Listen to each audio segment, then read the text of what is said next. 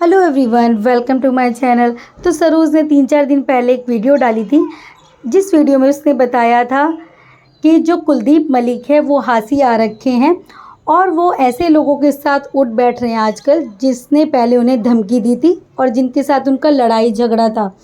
उन्होंने सीधा सीधा भाई उनके भाई बहनों को बोला है, यानी अरमान और उनकी बहनों को, कि जाके अभी समय है, उन्हें संभाल लो। अगर कल को कुछ हो जाता है तो मैं उनके साथ नहीं रहती हूँ, मैं और मेरे बच्चे अलग रहते हैं। कल को हमारे ऊपर बिल्कुल भी मत नाम डाल देना कि तुमने ये सब कुछ करवा दिया या तुम्हारे रहते हुए सब कुछ कैसे हो गया। तो अभी समय है, जाके अपने भाई को संभाल लो। क्योंकि इंस्टाग्राम पे जो कुलदीप मलिक है वो अपने ऐसी ऐसी रील्स डाल रहे थे और ऐसे लोगों के साथ में जिनसे कभी उनका लड़ाई झगड़ा हुआ था। क्योंकि कुलदीप मलिक ने जब पिछली बार भी अपने घर में तोड़फोड़ की थी तो उनकी बहनों ने बोल दिया था कि इसने तो अपने भाइयों को बुलवा के इसको पिटवाने की कोशिश की है और सारा सामान इन्होंने खुद तोड़ा है व्यूज़ के चक्कर में। तो इसलिए सरोज ने आगाह किया था इन लोगों को कि भाई आप जाके खुद संभाल लो अपने भाई को, और वो आजकल ऐसे लोगों के साथ उठ बैठ रहे हैं। तो इसी पे भाई जो कुलदीप मलिक हैं उन्होंने अपना एक नया चैनल बना लिया है। उन्होंने भी ये वीडियो देखी होगी कि उनकी वाइफ ने उनके लिए इस तरीके से वीडियो बनाई है। तो भाई कुलदीप मलिक ने अपना एक नया चैनल बनाया है और उन्होंने अपनी एक वीडियो उस पर अपलोड की है जिसमें वो अभी भी नशे की हालत में ही लग रहे हैं। और वो वहाँ पे बोल रहे हैं कि सरोज ने एक वीडियो डाली थी और मैं तो चाहता हूँ कि सरोज आ जाए मेरे पास फिर से और अपने घर बसा ले जैसे हम लोग पहले रहते थे, क्योंकि ये घर मुझे अपने बच्चों के बिना अच्छा नहीं लग रहा है। और दूसरी बार ये जो मेरे दोस्त हैं वो मना कर रही है, तो इनके साथ तो मैं उठूँ बैठूँगा। ये मेरे भाई पक्के दोस्त हैं, इनके साथ ही रहूँगा मैं। और मेरी इनसे कोई लड़ाई झगड़ी नहीं है। वो तो अरमान के चक्कर में एक बार लड़ाई झगड़ा हो गया था, मेरा कोई लड़ाई झगड़ा नहीं है। और ये तो मेरे शुभचिंतक है, मैं तो इनके साथ ही रहूँगा।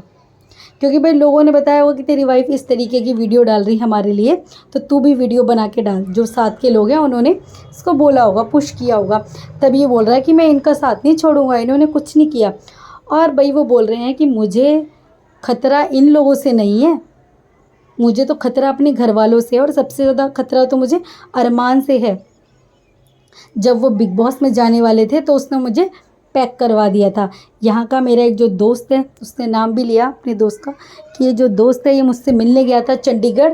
तो वहाँ अरमान किसके साथ हाथापाई भी हुई, उसके साथ हाथापाई हुई और ये इसने मेरी लिहाज की, इसने कुछ हाथापाई नहीं करी उसके साथ। इसने बेचारे ने मार खा ली और मुझे कर दिया पैक जब ये बिग बॉस के अंदर जा रहे थे। अब आप ही सोचो कि रिहाब सेंटर कैसा होता है। वहाँ एक छोटा सा कमरा होता है और उसके अंदर ही मुझे ज़िंदगी बितानी होती है। तुम प्लीज़ मुझे जीने दो, मुझे जीना है।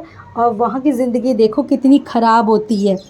तो इस तरीके से उसने अरमान मलिक के लिए बोला है कि अगर मुझे कल के दिन कुछ हो भी जाता है तो उसका ज़िम्मेदार सीधा सीधा अरमान होगा। उसने यहाँ तक बोल दिया है कि अगर, क्योंकि मेरे घर पे अभी भी 5-6 लोग आ रखे हैं, पता नहीं किस लिए आए हैं।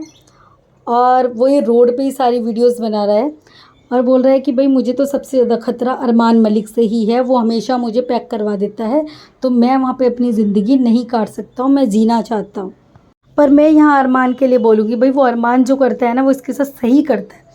क्योंकि अगर आपको वहाँ रिहाब सेंटर में रहना अच्छा नहीं लगता है, किसी को भी नहीं अच्छा लगेगा कि आप एक इंसान को एक पिंजरे से में बंद कर दो छोटे से कमरे में, तो आके आपको वो लत छोड़नी चाहिए ना। आपको फिर से वो चीज़ें नहीं करनी चाहिए जिससे तुम्हारा फ्यूचर ख़राब हो, जिससे तुम्हारा शरीर ख़राब हो, घर में कलेश हो। तुम्हारी इन्हीं आदतों की वजह से तो तुम्हारे बीवी और बच्चे तुमसे दूर हो गए ना, वरना तुम्हारी तो एक हैप्पी फैमिली थी, तुम्हारे 3-3 बच्चे थे, वाइफ थी, सब कुछ था तुम्हारे पास। व्लॉगिंग चैनल तुम्हारा अच्छा चल रहा था, सब कुछ, तुम्हारे बच्चे व्लॉगिंग अच्छी कर रहे थे, सब कुछ सही चल रहा था। लेकिन तुमने खुद, इस हालत के ज़िम्मेदार तुम खुद हो। मतलब कालू मलिक खुद इस हालत का ज़िम्मेदार है, क्योंकि इतनी बार उसे रिहाब सेंटर भेजा जाता है किस लिए, कि वो जाके वहाँ ठीक हो जाए। कोई भी अपने भाई को इस तरीके से नहीं देख सकता कि वो हमेशा नशे में धुत रहे। भाई अरमान ने यहाँ तो बिल्कुल ठीक ही करता है कि वो पीछे से क्या कर दे क्या नहीं कर दे, क्योंकि वो लोग तो बिग बॉस में चले गए थे। अब ये पीछे से कुछ कर देता तो उसने ठीक किया कि रिहैब सेंटर में इसको बंद कर दिया। कम से कम तो ये सब काम तो नहीं करेगा, क्योंकि पीछे से जाके फिर ये सरोजर को परेशान करता या कुछ और भी करता। लेकिन कौन चाहता है कि इस तरीके से कोई भी बंद रहे। तो अपनी चीज़ों को ठीक करना चाहिए, इतना उसे नशे को छोड़ना चाहिए जिसकी वजह से तुम्हें वहाँ भेजा जाता है बार बार। तुम बार बार नशे में जाते हो, नशा मुक्ति केंद्र में, और फिर वहाँ से आने के बाद फिर से वही सब चीज़ें करते हो। तो क्यों नहीं तुम्हें कोई वहाँ भेजेगा दोबारा, और क्यों कोई तुम्हारा साथ देगा? तुम्हारे बीवी बच्चे क्यों रहेंगे तुम्हारे साथ में? पिछली बार तुमने घर का सारा सामान तोड़ दिया नशे की हालत में, मंदिर तक को लात मार मार के तोड़ा, जैसे कि तुम्हारे बच्चों ने अपने व्लॉग्स में दिखाया। तो कितना गलत लगता है भाई, एक एक चीज़ को जोड़ा जाता है अपने घर में, खुशी होती है कि हमारे घर में ये सामान आया, और तुमने एक झटके में सब कुछ तोड़ दिया। और बच्चे बड़े हो रहे हैं, उनके ऊपर क्या असर पड़ेगा?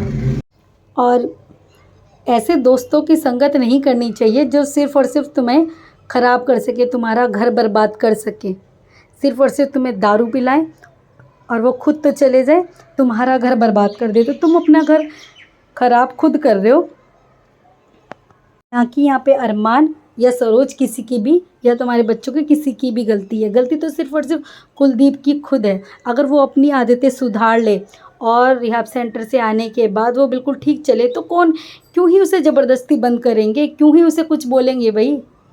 वो अरमान से बड़ा है, अपनी बात रख सकता है, और वो क्यों ही जाएगा इधर उधर? अगर ये बिल्कुल ठीक ठाक रहे तो कौन इसे बंद करेगा? इसकी खुद की फैमिली अच्छे से रहेगा। लेकिन पता नहीं वो कौन सा नशा मुक्ति केंद्र है जहाँ इसको भेजते हैं कि इतनी बार जाने के बावजूद भी इसका नशा ख़त्म ही नहीं होता है। क्योंकि जैसे ये बाहर आता है, ये तुरंत फिर उन्हीं काम पे लग जाता है, ये फिर नशा करने लग जाता है। और इतने बड़े इंसान को कोई घर में कैसे बांध के रखेगा, हर वक्त नज़र कैसे रखेगा कि ये नशा ना करे? वो बाहर आता है और उसके बाद फिर वही लड़ाई झगड़े होते हैं, क्योंकि जब ये सब कुछ करता है तो इसके घर में लड़ाई झगड़े होंगे ही होंगे। और अब ये बोल रहा है कि अगर मुझे कुछ होता है तो उसका ज़िम्मेदार अरमान होगा। अरे भाई, तुम्हारे साथ के जो लोग हैं वो खुद इसी तरीके के होंगे। जैसे सरोज ने बताया कि पहले उन्हें धमकी भी दी थी कि सूद समेत वापस लेंगे। तो ऐसे लोगों को साथ छोड़ना चाहिए ना, जिसके साथ तुम बैठ के रील्स बना रहे हो इंस्टाग्राम पे इस तरीके की। जो इसने व्लॉग भी बना रखा है ना, वो भी ऐसे ही लग रहा है जैसे इसने अभी भी नशा कर रखा है। नशे की हालत में ही ये सब कुछ इतना बोल पा रहा है और इतना सब कुछ ये वीडियो बना पा रहा है। तुम भाई हमेशा नशे में ही रहोगे तो तुम्हारे साथ लोग यही करेंगे, तुम्हें ज़बरदस्ती के रिहैब सेंटर में छोड़ेंगे और तुम्हारी फैमिली तुमसे दूर हो जाएंगी। अभी तो वो दूर हुई हैं, वो धीरे धीरे फिर वो नफ़रत करने लग जाएंगे बच्चे एक दिन, और तुमसे बिल्कुल ही बात करना बंद कर देंगे। तो पहले अपनी हरकतें सुधारो, फिर जाके तुम कुछ बोलो दूसरों को।